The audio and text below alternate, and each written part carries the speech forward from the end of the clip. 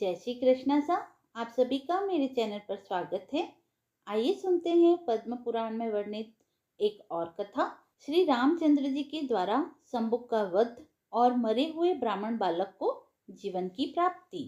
पुलस्त्य जी बोले, राजन, पूर्व काल में स्वयं भगवान ने जब रघुवंश में अवतार लिया था तब वहां वे श्री राम नाम से विख्यात हुए। तब उन्होंने लंका में जाकर रावण को मारा और देवताओं का कार्य किया था। इसके बाद जब वे वन से लौटकर पृथ्वी के राज सिंहासन पर स्थित हुए, उस समय उनके दरबार में बहुत से महात्मा ऋषि उपस्थित हुए। महर्षि अगस्त्य जी की आज्ञा से द्वारपाल ने तुरंत जाकर महाराज को ऋषियों के आगमन की सूचना दी। सूर्य के समान तेजस्वी महर्षियों को द्वार पर आया जान श्री रामचंद्र जी ने द्वारपाल से कहा, तुम शीघ्र ही उन्हें भीतर ले आओ। श्री राम की आज्ञा से द्वारपाल ने उन मुनियों को सुखपूर्वक महल के भीतर पहुंचा दिया। उन्हें आया देख रघुनाथ जी हाथ जोड़कर खड़े हो गए। उनके चरणों में प्रणाम करके उन्होंने उन सबको आसन पर बिठाया। तदंतर पुरोहित वशिष्ठ जी ने पाद, अर्घ और आचमन्य निवेदन करके उनका आतिथ्य सत्कार किया। तत्पश्चात श्री राम ने जब उनसे कुशल समाचार पूछा तब वे वेद वेत्ता महर्षि इस प्रकार बोले, महाभाव, आपके प्रताप से सर्वत्र कुशल है। रघुनंदन, बड़े सौभाग्य की बात है कि शत्रु दल का संहार करके लौटते हुए आपको हम लोग सकुशल देख रहे हैं। कुलघाती, पापी तथा दुरात्मा रावण ने आपकी पत्नी को हर लिया था। वह उन्हीं के तेज से मारा गया। आपने उसे युद्ध में मार डाला। रघुसिंह, आपने जैसा कर्म किया है वैसा कर्म करने वाला इस संसार में दूसरा कोई नहीं है। राजेंद्र, हम सब लोग यहाँ आपसे तलाब करने के लिए आए हैं।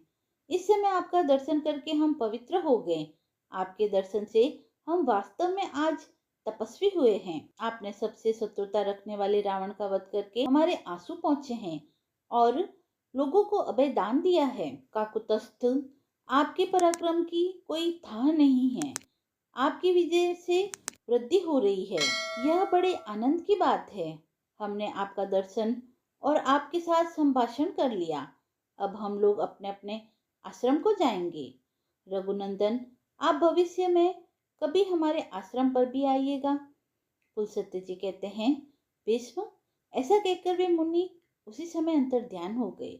उनके चले जाने पर धर्मात्माओं में श्रेष्ठ श्री रामचंद्र जी ने सोचा, ओहो, मुनि अगस्त्य ने मेरे सामने जो यह प्रस्ताव रखा है कि रघुनंदन फिर कभी मेरे आश्रम पर भी आना, तब अवश्य ही मुझे महर्षि अगस्त्य के यहाँ जाना चाहिए और देवताओं की कोई गुप्त बात हो तो उसे सुनना चाहिए, अथवा यदि वे कोई दूसरा काम बताए तो उसे भी करना चाहिए। ऐसा विचार कर महात्मा रघुनाथ जी पुनः प्रजा पालन में लग गए। एक दिन एक बूढ़ा ब्राह्मण जो उसी प्रांत में रहने वाला था अपने मरे हुए पुत्र को लेकर राजद्वार पर आया और इस प्रकार कहने लगा, बेटा, मैंने पूर्व जन्म में ऐसा कौन सा पाप किया है जिससे तुझ एकलौते पुत्र को आज मैं मौत के मुख में पड़ा देख रहा हूँ। निश्चय ही यह महाराज श्री राम का ही दोष है जिसके कारण तेरी मृत्यु आ गई। रघुनंदन, अब मैं भी स्त्री सहित प्राण त्याग दूंगा। फिर आपको बाल हत्या, ब्रह्म हत्या और स्त्री हत्या 3 पाप लगेंगे। रघुनाथ जी ने उस ब्राह्मण की दुख और शोक से भरी सारी बातें सुनी। फिर उसे चुप कराकर महर्षि वशिष्ठ से पूछा, गुरुदेव, ऐसी अवस्था में इस अवसर पर मुझे क्या करना चाहिए? इस ब्राह्मण की कही हुई बात सुनकर मैं किस प्रकार अपने दोष का मार्जन करूं? कैसे इस बालक को जीवन दान दूं? वे वशिष्ठ के सामने खड़े हो अन्य ऋषियों के समीप महाराज श्री राम से बोले, रघुनंदन, इस बालक को जिस प्रकार अकाल मृत्यु हुई है उसका कारण बताता हूँ, सुनिए। पहले सतयुग में सब और ब्राह्मणों की ही प्रधानता थी और ब्राह्मणेतर पुरुष तपस्वी नहीं होता था। उस समय सभी अकाल मृत्यु से रहित और चिरंजीवी होते थे।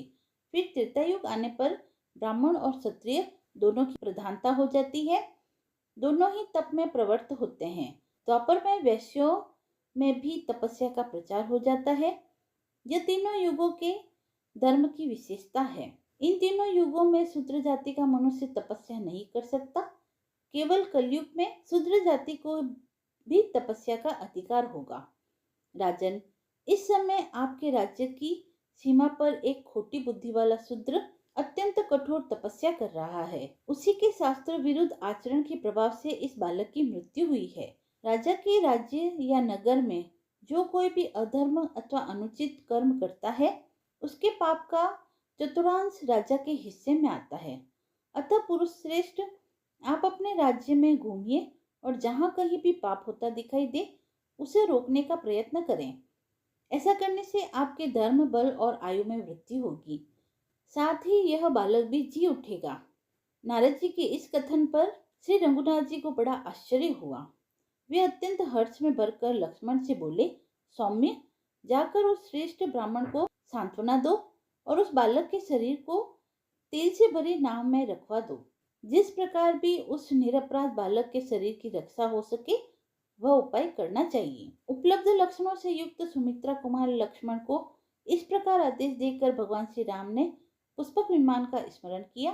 रघुनाथ जी का अभिप्राय जानकर इच्छा अनुसार चलने वाला वह स्वर्ण विभूषित विमान एक ही मुहूर्त में उनके समीप आ पहुंचा और हाथ जोड़कर बोला, महाराज, आपका आज्ञाकारी यह दास सेवा में उपस्थित है। पुष्पक की सुंदर उक्ति सुनकर महाराज श्री राम महर्षि वशिष्ठ को प्रणाम करके विमान पर आरूढ़ हुए और धनुष, भाला और चमचमाता हुआ खड्ग लेकर तथा लक्ष्मण और भरत को नगर का भार सौंपकर दक्षिण दिशा की ओर चल दिए। एक पर्वत के दक्षिण किनारे बहुत बड़ा तालाब था। रघुनाथ जी ने देखा, उस सरोवर के तट पर एक तपस्वी नीचा मुंह किए लटक रहा है और बड़ी कठोर तपस्या कर रहा है। भगवान श्री राम उस तपस्वी के पास जाकर बोले, तापस, मैं दशरथ का पुत्र राम हूँ और कौतूहलवश तुमसे एक प्रश्न पूछता हूँ। मैं यह जानना चाहता हूँ, तुम किस लिए तपस्या कर रहे हो? ठीक ठीक बताओ, तुम ब्राह्मण हो या दुर्जय क्षत्रिय, तीसरे वर्ण में उत्पन्न वैश्य हो या शूद्र? तपस्या सत्य रूप और नित्य है। उसका उद्देश्य है स्वर्ग आदि उत्तम लोकों की प्राप्ति।